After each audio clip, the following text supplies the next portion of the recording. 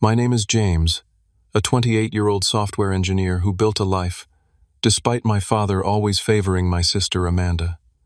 I never expected a routine family dinner would be where everything finally shattered. For years I'd been secretly supporting my sister financially while enduring my father's constant criticism. That night when Dad exploded with those familiar words of disappointment, something inside me finally broke free. Before I dive into what happened next and how it changed, drop a comment, letting me know where you're watching from.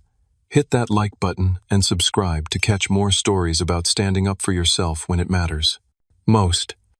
I grew up in a middle-class neighborhood in the suburbs of Boston, Massachusetts. Our house was nothing special, just a modest, 3-bedroom colonial with fading blue paint and a small yard where neighborhood kids would gather for impromptu football games. My father, Robert, worked as a sales manager for a manufacturing company, a job he complained about daily but never left. My mother, Catherine, was a kindergarten teacher who genuinely loved her work, but often seemed drained of energy at home. From my earliest memories, our family had a clear hierarchy.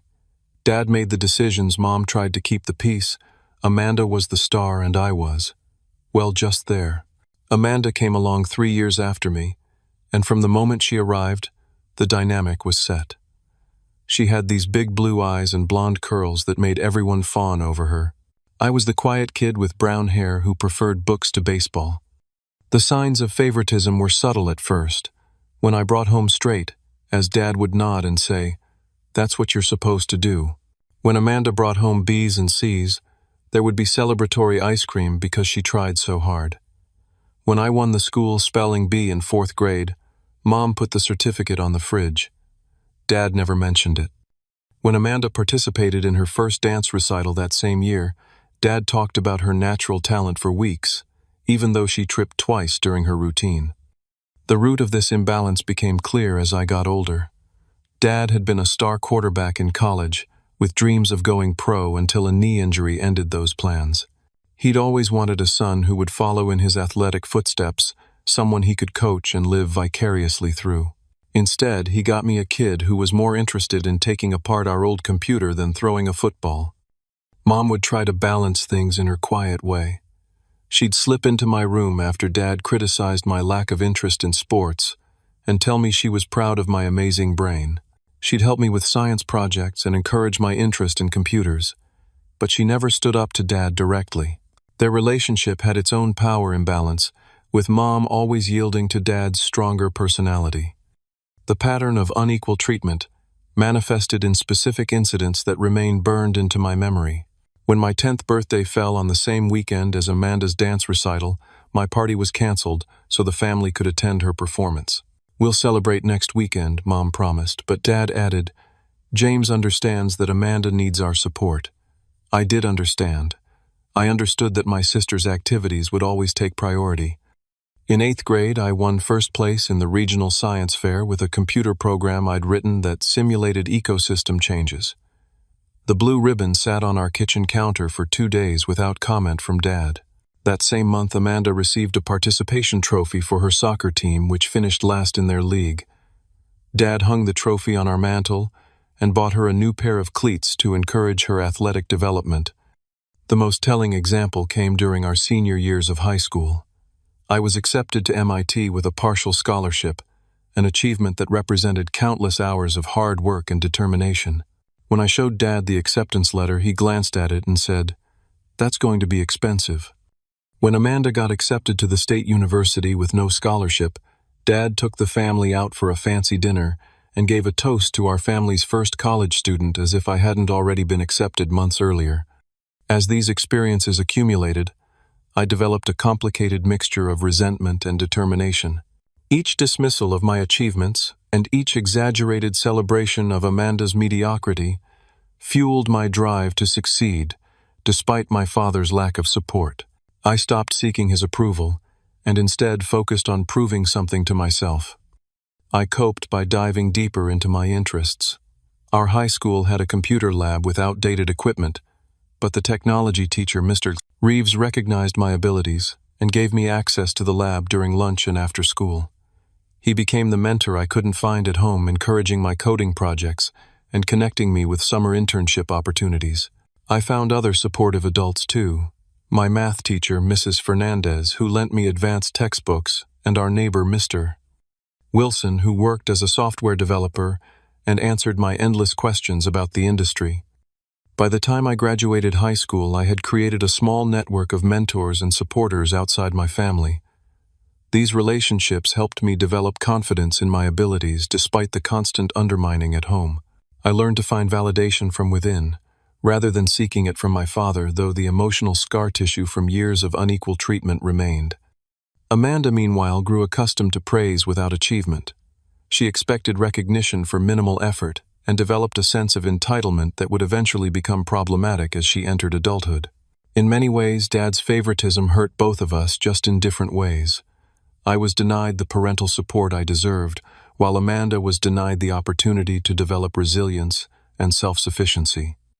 As high school ended and college loomed, I made a private promise to myself.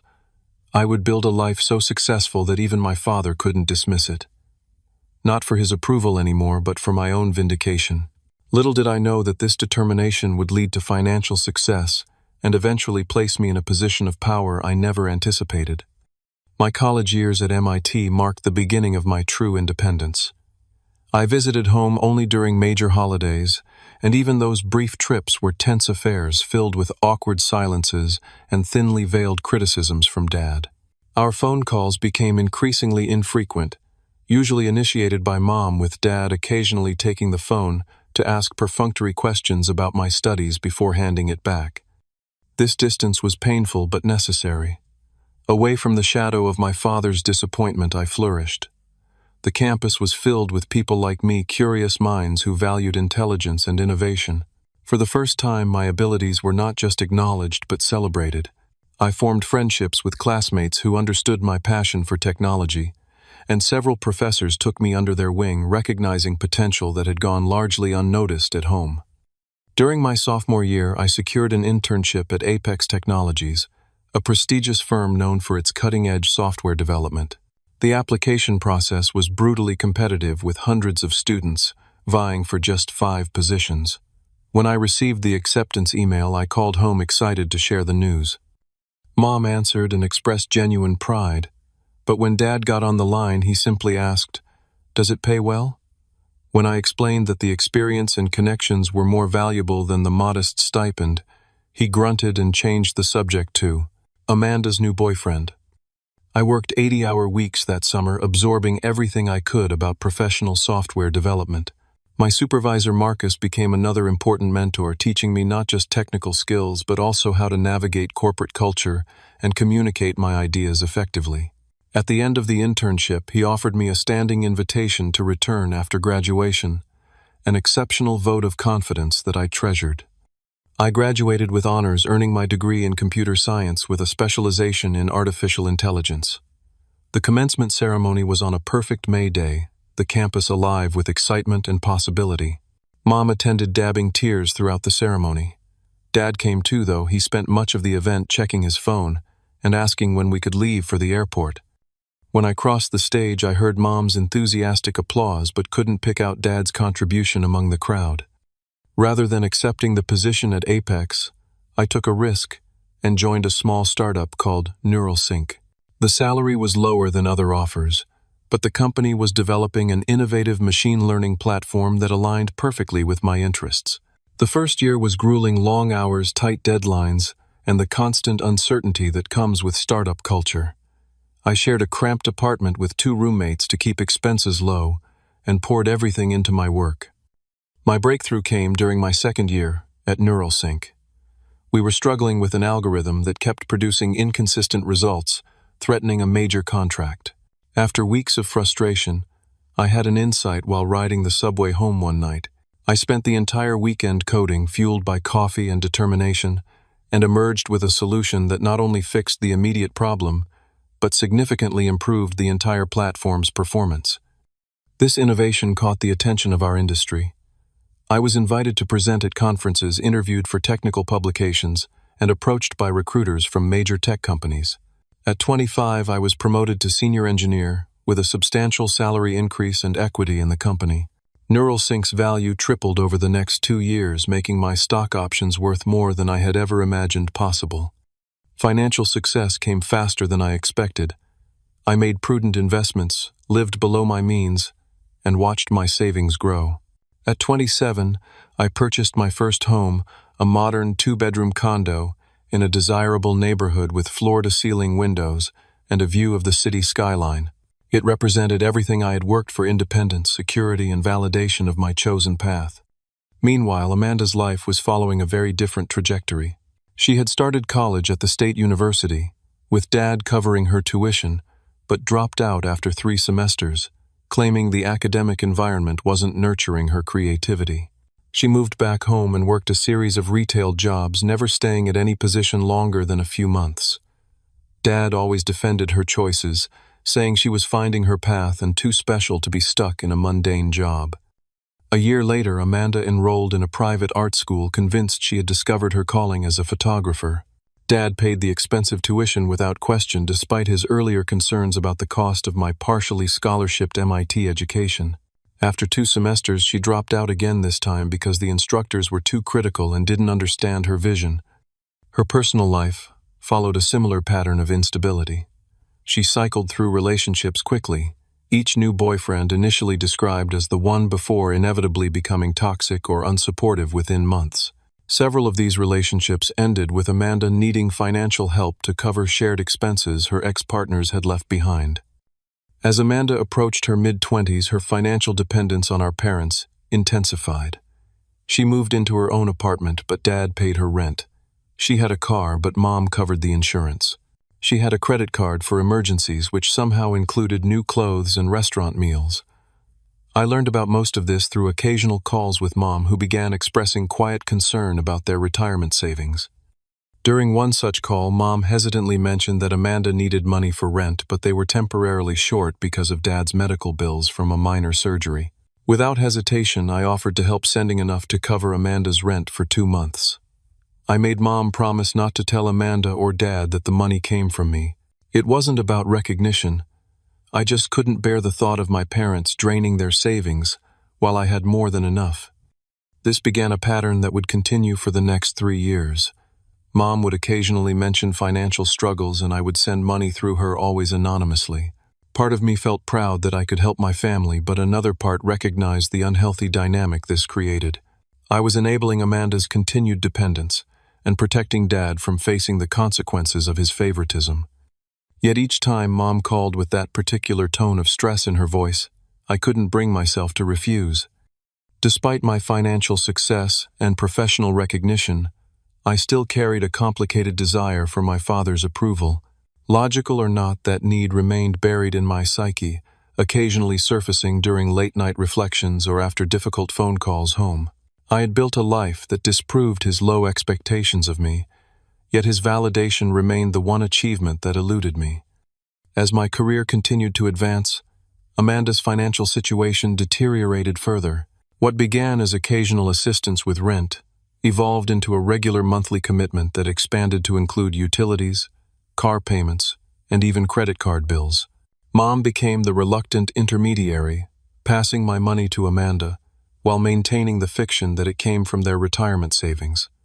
During one particularly candid phone conversation, Mom confessed that they had already withdrawn more than $60,000 from their retirement accounts to support Amanda. "We didn't want to worry you," she said, her voice tight with stress, "but your father's company is downsizing, and we're concerned about his position." The implications were clear. My parents were sacrificing their financial security for Amanda's lifestyle while facing potential income loss themselves. I increased my monthly transfers, telling myself it was temporary, just until Amanda found stable employment or Dad's job situation stabilized. But a troubling pattern emerged as I observed Amanda's behavior through social media and Mom's reluctant updates. The first incident that raised serious red flags occurred after Amanda called Mom in tears, claiming her car needed emergency transmission repairs, costing $2,500.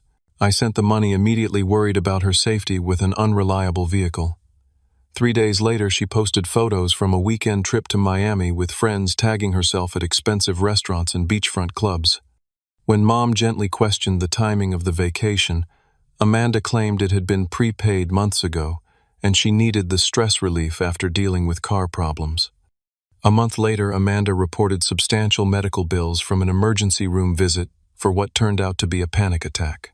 I covered the $3,000 without question. Healthcare emergencies weren't something to scrutinize. 2 weeks later, she showed off a new designer handbag and expensive hair extensions on Instagram. When I casually mentioned these purchases to Mom, suggesting that perhaps Amanda could manage some of her own expenses, Mom became defensive, saying, "Your sister has always had anxiety issues. She needs certain comforts to feel secure." The third and most troubling incident involved Amanda claiming to need help with security deposits and first month's rent for a new apartment, her third move in 2 years. The total came to $3,500, which I transferred to Mom's account. Later that week, during a rare phone conversation with Amanda herself, she mentioned being between opportunities but interviewing like crazy. I offered to connect her with recruiters I knew in several industries, explaining that my network might help her find something stable. "That's sweet of you, James," she replied with a laugh, "but I'm looking for something fulfilling, not just a paycheck. I can't settle for a boring office job like you did." When I pressed for details about her recent interviews, she became vague, eventually admitting there hadn't been any actual interviews, just applications she'd submitted online. Further conversation revealed she'd turned down 2 legitimate job offers because the positions weren't senior enough despite her limited work experience. Meanwhile, during family phone calls, Dad continued to praise Amanda's free spirit and criticize my focus on career advancement. "Not everything is about money and success, James," he said during one particularly frustrating conversation. "Amanda understands the importance of experiencing life and finding personal fulfillment. You've always been too focused on proving yourself instead of living." The irony of this statement, given that my money was funding Amanda's experiences, was almost too much to bear. The strain began affecting my mental health. I developed insomnia, often lying awake, wondering if I was enabling destructive patterns or genuinely helping my family through a difficult time. After a particularly brutal week of work, stress compounded by another urgent financial request from home, I finally made an appointment with a therapist. Dr. Elizabeth Chen was in her 50s, with a calm demeanor and direct approach that cut through my tendency to rationalize the situation. During our third session, after I'd explained the full history of my family dynamics, she leaned forward and asked simply, "What would happen if you stopped paying Amanda's bills?" The question hit me like a physical blow. I had never seriously considered that option, assuming it would lead to Amanda becoming homeless or my parents depleting their retirement entirely. When I expressed these fears, Dr. Chen nodded thoughtfully. "It sounds like you've been assigned the role of family rescuer without your consent," she said. "You're carrying financial responsibility without any authority or recognition. That's an unsustainable position that's causing you significant distress." Over the next several months of therapy, I began to understand the complex web of family dynamics that had trapped us all. I wasn't just giving money, I was participating in a system that kept Amanda dependent, my parents in denial, and myself perpetually seeking validation I would never receive. Dr. Chen helped me explore healthier boundaries and recognize my own worth, apart from either financial contribution or parental approval. I attempted several times to discuss the situation rationally with my father. During one visit home, I carefully broached the subject of Amanda's financial dependence, suggesting that helping her develop job skills might be more beneficial long-term than covering her expenses. Dad shut down the conversation immediately. "You've always been jealous of the special bond Amanda and I have," he said dismissively. "She's going through a temporary rough patch. Not everyone can be a robotic success machine like you, James. Some people need time and support to find their way." His words stung, but thanks to my work with Dr. Chen, I was better equipped to recognize the manipulation. I understood that Dad's characterization of me as robotic and Amanda as special was part of a narrative he'd constructed to justify the unequal treatment that had defined our family for decades. As my therapy progressed, I began to consider establishing firmer boundaries around my financial support. I wasn't ready to cut off assistance, entirely concerned about the impact on my parents' retirement security, but I recognized that the current arrangement wasn't helping anyone in the long run. I decided that the next time the family gathered, I would have an honest conversation about creating a sustainable plan for Amanda's future, one that involved developing independence rather than perpetuating dependence. I had no idea that the opportunity would come sooner than expected, or that it would unfold in a way I could never have anticipated. The occasion for our rare family gathering was Dad's 60th birthday. Mom suggested meeting at Salvatore's, an upscale Italian restaurant downtown that Dad had always wanted to try but considered too expensive for regular outings. I made the reservation and privately arranged to cover the bill my small gift to the man who had never truly seen my worth. I arrived early professionally, dressed in a tailored navy suit after coming directly from a client meeting.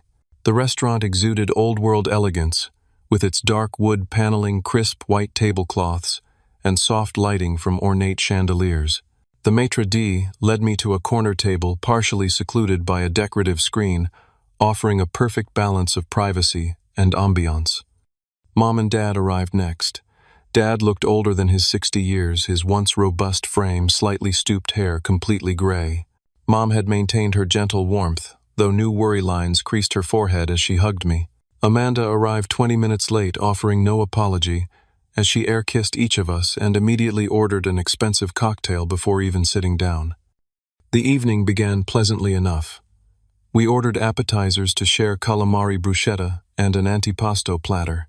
Dad reminisced about his college football days, telling stories I'd heard countless times but feigned interest in for the sake of harmony. Mom asked about my work, and I gave a simplified explanation of my current project developing security algorithms for financial institutions. Amanda scrolled through her phone intermittently, occasionally showing Mom photos of a friend's new puppy or a cafe she'd discovered. The tension remained beneath the surface like a fault line waiting for pressure to build. It finally emerged as our main courses arrived: Dad's osso buco, Mom's linguine with clams, Amanda's lobster ravioli, and my chicken parmesan. Amanda set down her fork after 2 bites and cleared her throat dramatically. "So I have some exciting news," she announced, drawing all attention to herself. "I found the perfect apartment in the West Side Arts District. It's in this converted warehouse with exposed brick and these amazing windows. All the up-and-coming artists live in the building." "That sounds lovely, dear," Mom said carefully. "But isn't the West Side quite expensive?" Amanda waved away the concern. "It's an investment in my career network. I've been talking with this gallery owner who might exhibit some of my photography, and he says location is everything in the arts community." Dad beamed with pride. "That's my girl, always thinking strategically. Sometimes you have to spend money to make money." I took a slow sip of water, remembering that Amanda hadn't picked up a camera in months, according to Mom's updates. Her photography career consisted of smartphone pictures posted to Instagram with heavy filters. "What's the rent like?" I asked, keeping my tone neutral. Amanda shifted in her seat. "It's actually really reasonable for the area, only $2,400 a month. And I'd need to put down first and last month's rent plus security deposit, so around $7,200 to move in." She directed this information to Dad, avoiding my gaze. Mom paled visibly. I knew from our conversations that their retirement account was dangerously depleted, and Dad's company had indeed announced layoffs starting next quarter. Dad looked thoughtful for a moment before turning to me. "James, you've been doing well for yourself. $2,400 wouldn't make a dent in your monthly income." There it was not a direct request, but the clear implication that I should volunteer to fund Amanda's latest whim. In previous years, I would have arranged it privately through Mom to avoid confrontation, but months of therapy had strengthened my resolve to break unhealthy patterns. "Amanda's rent isn't my responsibility," I said calmly. "I think we should discuss how she plans to afford this apartment with her current income." An uncomfortable silence fell over the table. Amanda stared at her plate while Dad's expression darkened. Mom attempted to redirect the conversation. "The calamari was excellent, wasn't it? We should ask for the recipe. Your sister is trying to build something meaningful." Dad interrupted, his voice carrying the edge that had intimidated me throughout childhood. "Not everyone measures success by their bank account, James." "I don't measure success by money," I replied evenly. "I measure it by independence and self-sufficiency, values I had to learn on my own." Amanda looked up, her eyes narrowing. That's such a passive-aggressive thing to say. Not everyone had the advantages you did. The irony of this statement was staggering. I had worked through college, secured scholarships, and built my career through persistent effort, while Amanda had received continuous financial support despite minimal effort. What advantages are you referring to exactly? I asked, genuine curiosity in my voice. You were always the smart one, she said, as though intelligence had been gifted to me rather than developed through countless hours of study and practice. Everything came easily to you. Dad nodded in agreement. James, you need to understand that your sister has a creative soul. She needs freedom to explore her potential, not be tied down by mundane concerns. And who should be tied down by those mundane concerns instead? I asked. That's just life, son, Dad said dismissively. Family helps family. Your mother and I supported you through college. I had scholarships I corrected, and I worked 20 hours a week at the campus IT department. There you go again, always keeping score.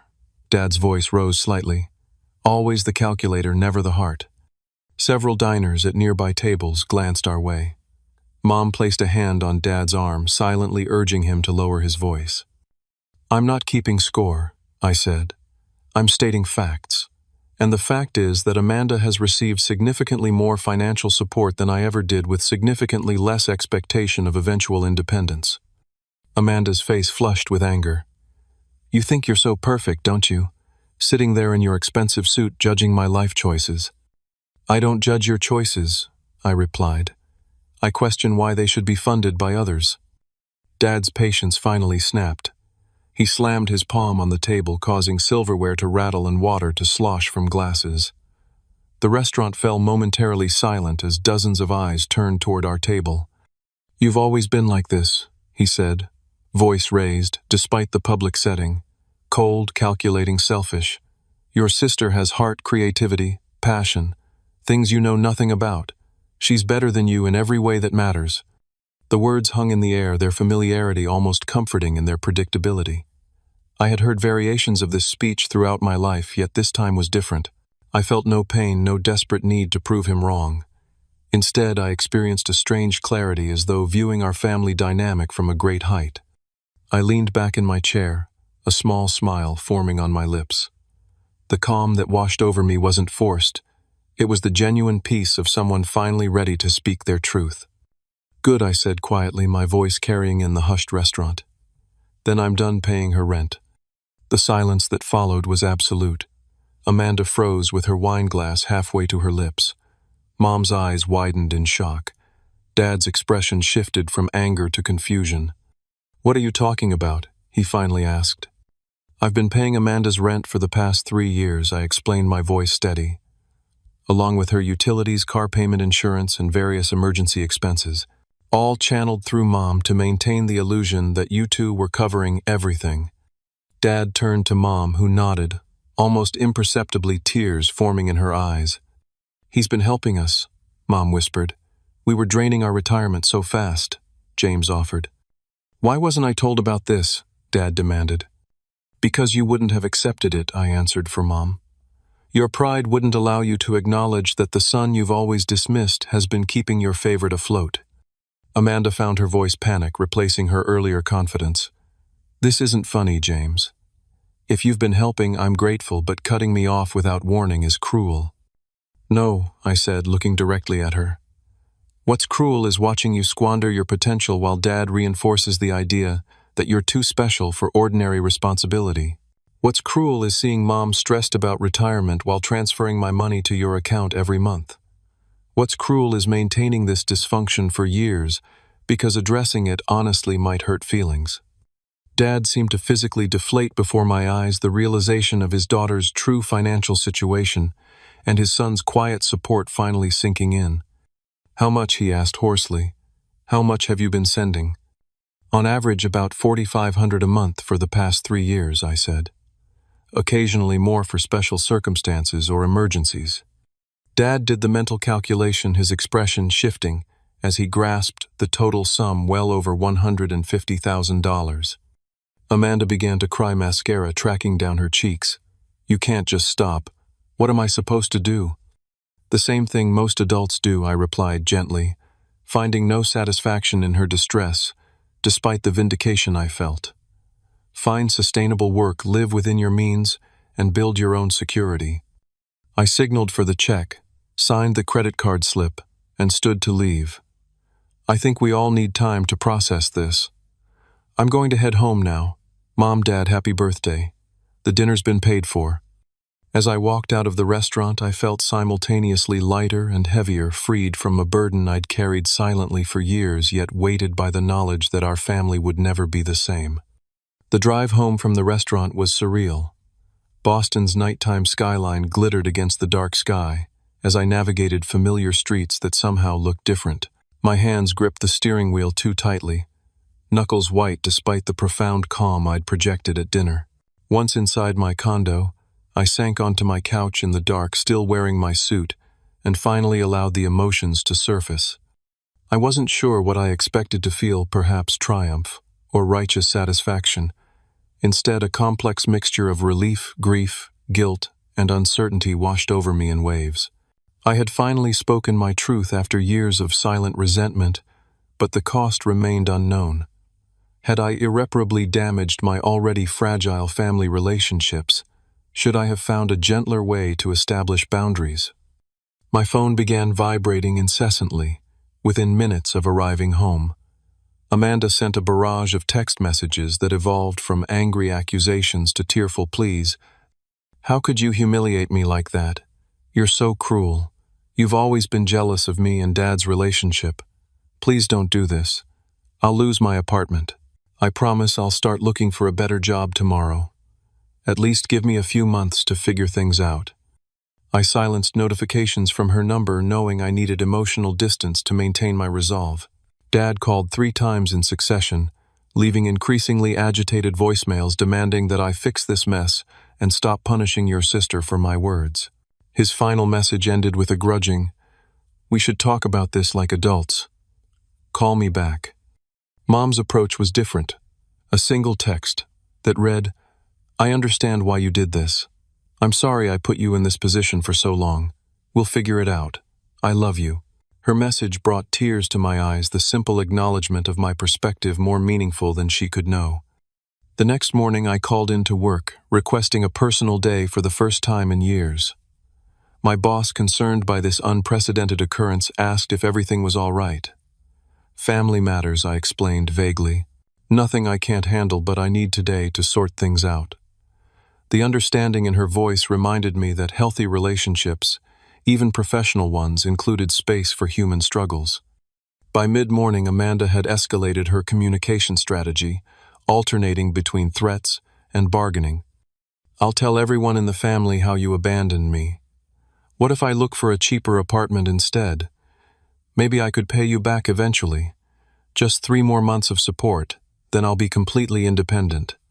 I maintained my silence, recognizing these as manipulation tactics, rather than genuine efforts to understand my position or take responsibility.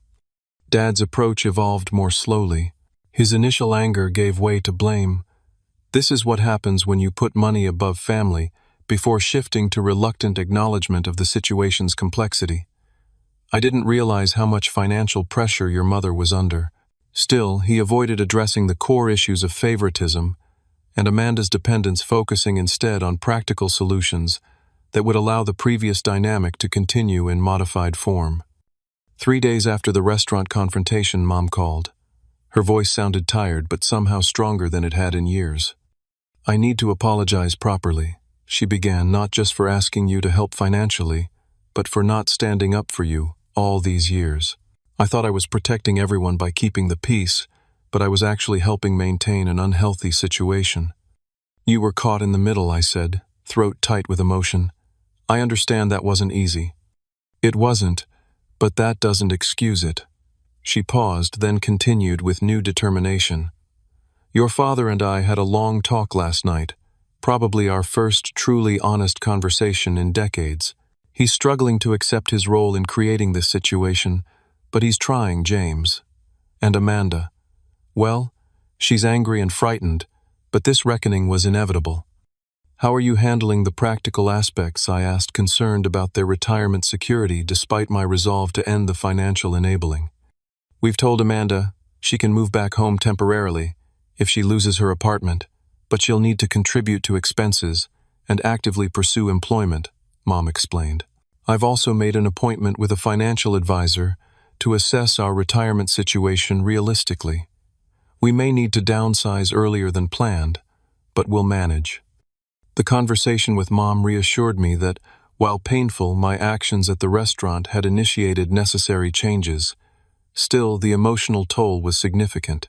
I returned to Dr. Chen's office for an emergency session, needing guidance to process the aftermath and maintain my boundaries despite intense pressure.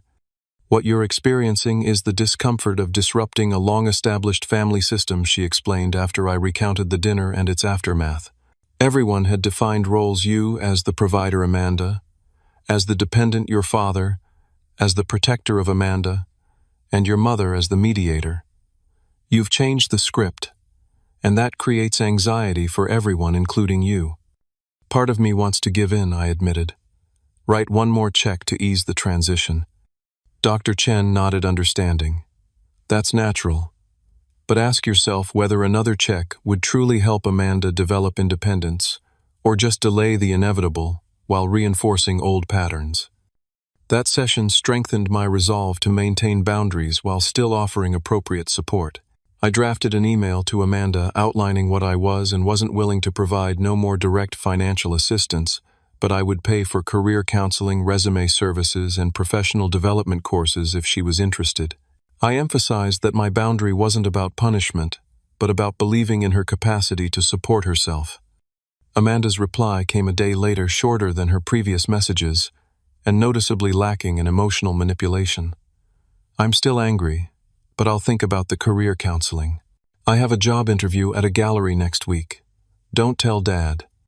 This small step toward responsibility gave me cautious hope, though I recognized the road ahead would be long and likely include setbacks. A week after the dinner, Dad finally called with a different tone. His voice lacked its usual authoritative confidence as he suggested meeting for coffee.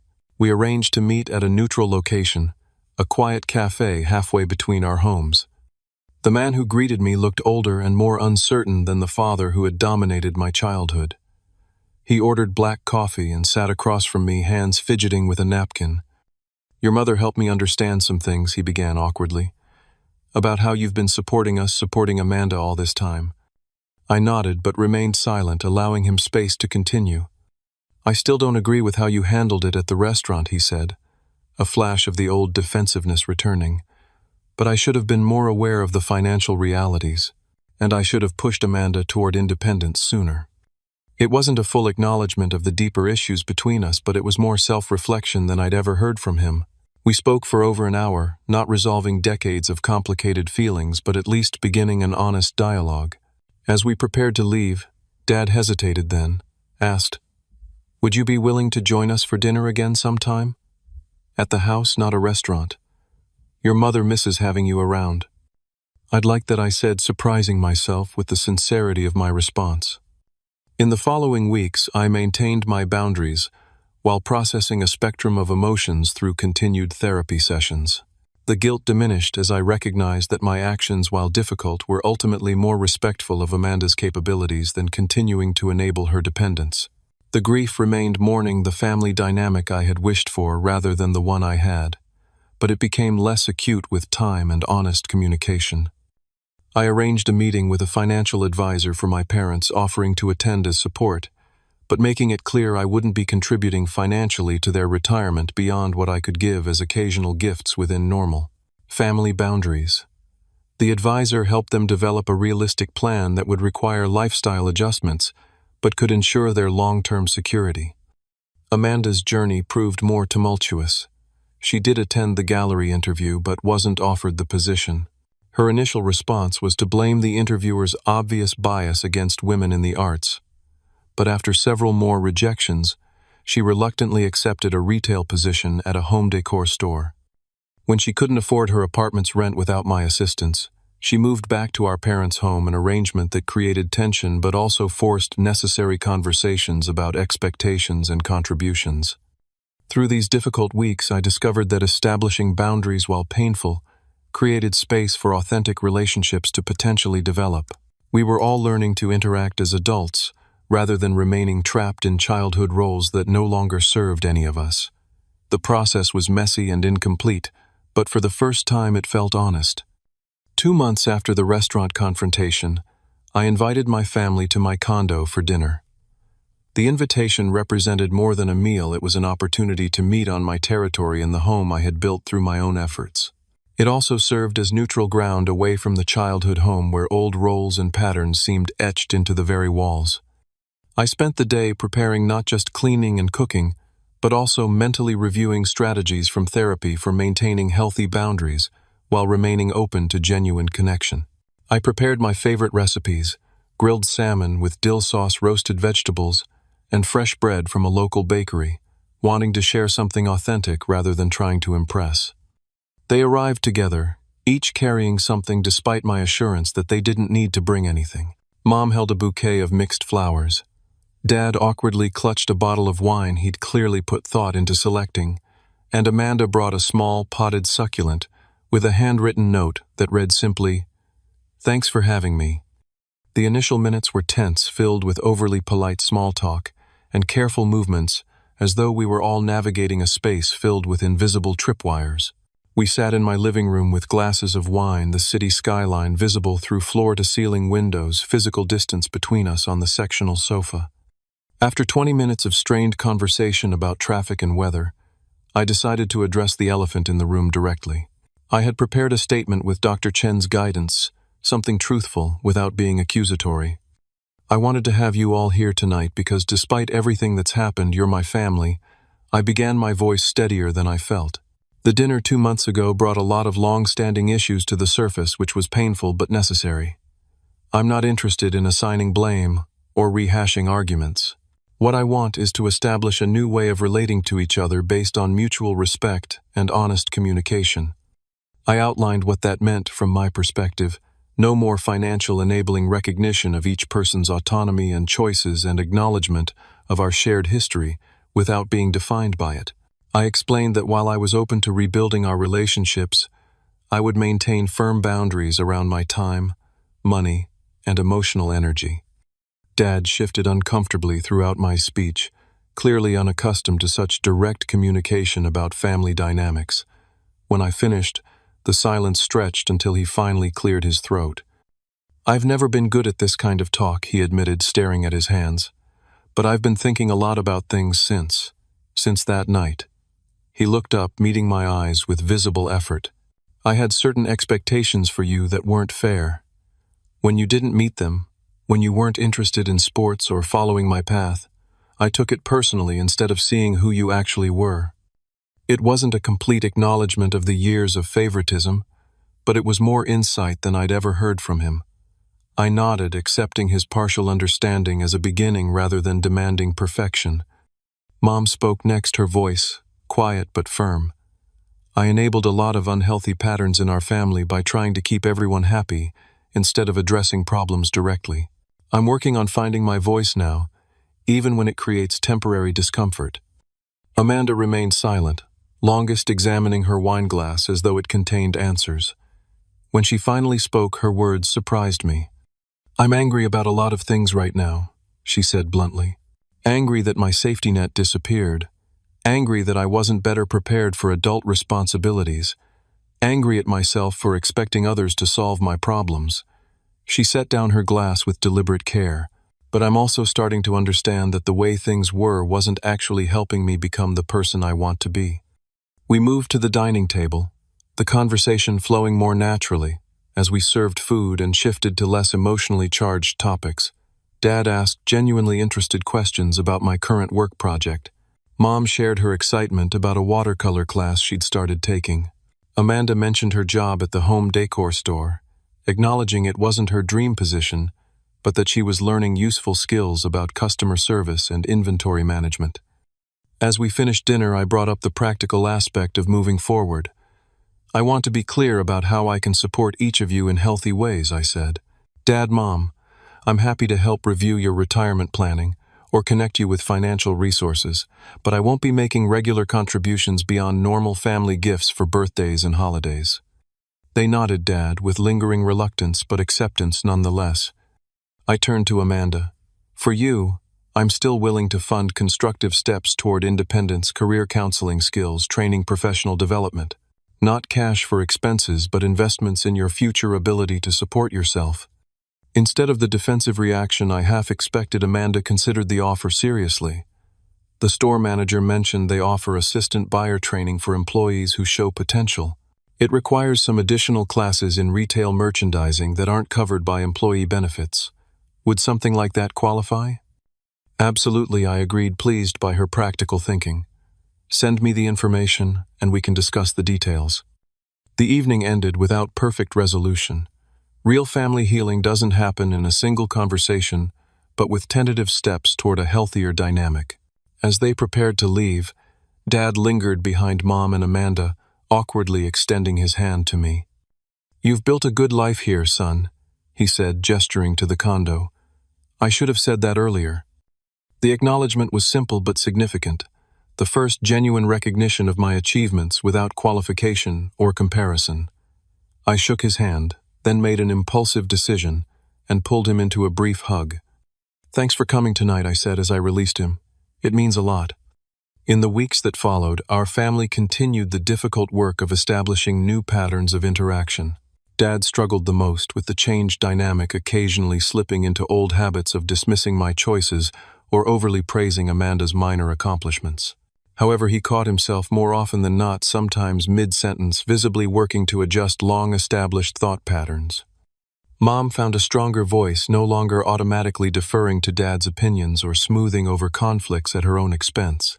She began pursuing interests she'd set aside during decades of family mediation, joining a book club, and volunteering at a community garden. These activities seemed to energize her, bringing a spark that had been missing for years. Amanda's journey wasn't linear. She quit the home decor job after 6 weeks, leading to tense conversations about responsibility and consequences. However, instead of expecting immediate rescue, she applied for unemployment benefits while actively job searching, eventually securing a position as an administrative assistant at a small art gallery. The role wasn't creative, but placed her adjacent to the art world she was interested in, with a steady paycheck and potential for growth. She did enroll in the retail merchandising classes we'd discussed, discovering an unexpected aptitude for visual presentation and product selection. For the first time, she was developing skills that could lead to sustainable employment rather than chasing vague creative dreams without practical foundation. The first holiday after our confrontation tested our new boundaries. Thanksgiving dinner at my parents' home was awkward at times, old tensions surfacing between turkey and cranberry sauce. Dad made a comment about the extravagance of my new watch, momentarily falling into the pattern of criticizing my financial choices. Instead of defending myself or withdrawing, I simply said, "This is within my budget and something I enjoy. I don't need you to approve of my purchases." The directness created a brief, uncomfortable silence, but the meal continued without escalation. Most significantly, Amanda announced over dessert that she'd be moving into a shared apartment with 2 roommates the following month. "It's not as nice as my old place," she admitted, "but I can afford it on my current salary without assistance." The pride in her voice as she made this declaration was unmistakable, perhaps the first time she'd experienced the satisfaction of genuine self-sufficiency. As I drove home that evening, I reflected on the imperfect but real progress we'd made as a family. The old wounds hadn't disappeared, but they were beginning to heal through honest acknowledgement rather than festering beneath layers of denial and enabling. I no longer felt responsible for managing everyone's emotions or financial security, a freedom that allowed me to engage with my family from a place of choice rather than obligation. For the first time, I felt hopeful that we might eventually develop relationships based on mutual respect rather than dysfunctional roles assigned in childhood. The path forward remained challenging, with setbacks inevitable, but we had at least begun walking in the right direction. 6 months after the fateful dinner that transformed our family dynamic, I hosted another gathering at my condo. The atmosphere couldn't have been more different from our tense meeting half a year earlier. Sunlight streamed through the windows as my family arrived, bringing the comfortable energy of people who had weathered a storm together and emerged changed but intact. Mom brought her famous apple pie. Dad carried a grocery bag containing his marinated steaks for the grill, and Amanda arrived with her new boyfriend Marcus, a graphic designer she'd met through her gallery job. The easy conversation and relaxed postures reflected our evolving relationships, still works in progress, but grounded in greater authenticity than ever before. As we gathered around my dining table, I observed the tangible evidence of our individual and collective growth. Amanda had maintained her position at the gallery for 5 consecutive months, a record for her adult working life, and had recently been given additional responsibilities coordinating with artists for upcoming exhibitions. The small salary increase allowed her to build her first modest emergency fund, a concept she would have dismissed as unnecessary just a year ago. "We're featuring a new photographer next month," she told us. During dinner, genuine enthusiasm in her voice. The gallery owner actually asked for my input on how to arrange the exhibition space. "I've been learning so much about what makes a compelling visual presentation." Dad, who once would have vaguely praised her creative spirit without acknowledging the practical aspects of her work, asked thoughtful questions about the business side of gallery operations. "That sounds like valuable experience," he observed. "Those skills would transfer to many industries if you ever wanted to explore other options." This simple acknowledgement of Amanda as a working professional, rather than a perpetual child, represented significant evolution in his thinking. He had begun to see her capabilities rather than just her needs, a shift that benefited them both. Mom had undergone perhaps the most surprising transformation. With Amanda becoming more independent and Dad adjusting to a more balanced family dynamic, Mom found space to rediscover her own identity beyond mediator and caretaker. She had joined a community college board focusing on early childhood education, leveraging her decades of teaching experience in a leadership role. The confidence this brought extended to our family interactions, where she now expressed opinions directly, rather than filtering everything through Dad's perspective. Dad himself struggled the most with changing long-established patterns, occasionally slipping into old habits of dominating conversations or dismissing perspectives that differed from his own. However, he caught himself more quickly and made visible efforts to listen before responding, especially to me. His company had indeed implemented layoffs, but he had survived the cuts and adjusted to his reduced retirement timeline with pragmatic acceptance rather than resentment. My own growth had been equally significant. The emotional freedom that came from establishing clear boundaries allowed me to bring my authentic self to all relationships, not just family ones. I had developed a close friendship with 2 colleagues that extended beyond work spending, weekends hiking and trying new restaurants, rather than working excessive hours. My perpetual insomnia had resolved as I released the burden of financial responsibility for my sister and the constant need for paternal validation. Most significantly, I had begun dating Sarah, a children's book illustrator I met through a mutual friend.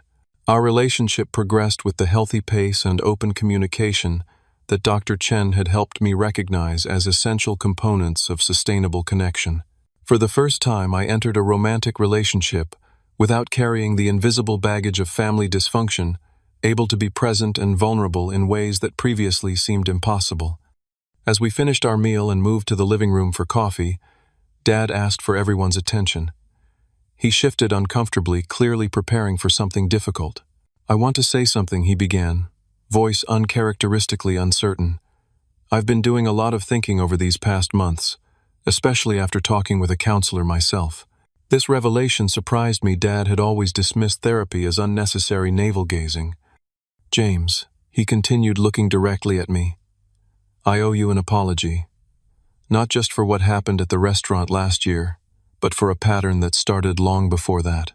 I favored your sister. I dismissed your accomplishments. I tried to make you into a version of myself, instead of seeing who you actually were." He paused, gathering himself. "I'm genuinely proud of the man you've become, and I thank you for having the courage to break patterns that I should have addressed years ago." The simple thank you from my father carried more weight than any elaborate apology could have. It acknowledged not just past wrongs, but the effort required to disrupt deeply entrenched family dynamics. I found myself momentarily unable to speak, nodding my acceptance of his words while processing their significance. The afternoon continued with comfortable conversation, occasional laughter, and the natural ebb and flow of family interaction, without the underlying current of resentment and unmet expectations that had previously defined our gatherings. As everyone prepared to leave, I felt a sense of peaceful accomplishment that had nothing to do with career achievements or financial success, the satisfaction of having contributed to genuine healing rather than continued dysfunction. In the quiet after they left, I reflected on the journey of the past year and the lessons it had taught me. I understood now that standing up for myself wasn't selfish but necessary, not just for my well-being but for the health of all my relationships. The courage to establish boundaries came from recognizing my inherent worth rather than seeking external validation, particularly from those unable or unwilling to provide it. I realized that family patterns established in childhood exert powerful influence, but aren't immutable. Breaking those patterns requires conscious effort, professional support, and willingness to endure temporary discomfort for long-term health. Most importantly, I learned that genuine love sometimes means challenging destructive behaviors rather than enabling them through misguided assistance. The professional success I had achieved provided financial security and personal satisfaction, but it was the emotional growth of the past year that truly transformed my life. I brought my authentic self to work relationships, set appropriate limits on my time and energy, and found greater fulfillment in balanced achievement rather than compulsive proving of my worth. My relationship with Sarah flourished as I applied these same principles of honesty and healthy boundaries. Unlike previous relationships where I had either withdrawn emotionally or overcompensated through excessive giving, I engaged as a whole person with clear understanding of both my needs and responsibilities. The foundation we built promised a future partnership based on mutual respect rather than unhealed wounds. In the quiet after they left, I reflected on the journey of the past year and the lessons it had taught me. I understood now that standing up for myself wasn't selfish, but necessary not just for my well-being, but for the health of all my relationships. The courage to establish boundaries came from recognizing my inherent worth rather than seeking external validation, particularly from those unable or unwilling to provide it. As evening settled over the city, I stood at my window watching lights illuminate the skyline. The moment at the restaurant when I finally spoke my truth. Good, then I'm done paying. Her rent had initially seemed like an ending. In reality, it marked the beginning of a different story for our entire family, one with greater authenticity and potential for genuine connection. The healing wasn't complete and never would be. Family relationships remain works in progress throughout life. But we had abandoned the destructive patterns that prevented growth, creating space for new, healthier ways of loving each other. I understood now that true freedom came not from financial success or independence from family ties, but from the courage to be authentically yourself within those relationships, to offer love without sacrificing self-respect, maintain boundaries without withdrawing connection, to acknowledge past wounds without being defined by them. This realization was the most valuable asset I possessed, worth far more than any financial investment or career achievement. It was the foundation upon which all other aspects of a meaningful life could be built. Have you ever had to set a difficult boundary with family? Share your experience in the comments below. Your story might help someone else find the courage to break unhealthy patterns in their own relationships. Don't forget to like this video. If it resonated with you, subscribe for more real-life stories about finding strength in difficult situations, and share with anyone who might need to hear that standing up for yourself isn't selfish. It's sometimes the most loving thing you can do. Thank you for listening to my journey. And remember, your worth isn't determined by others' ability to recognize it.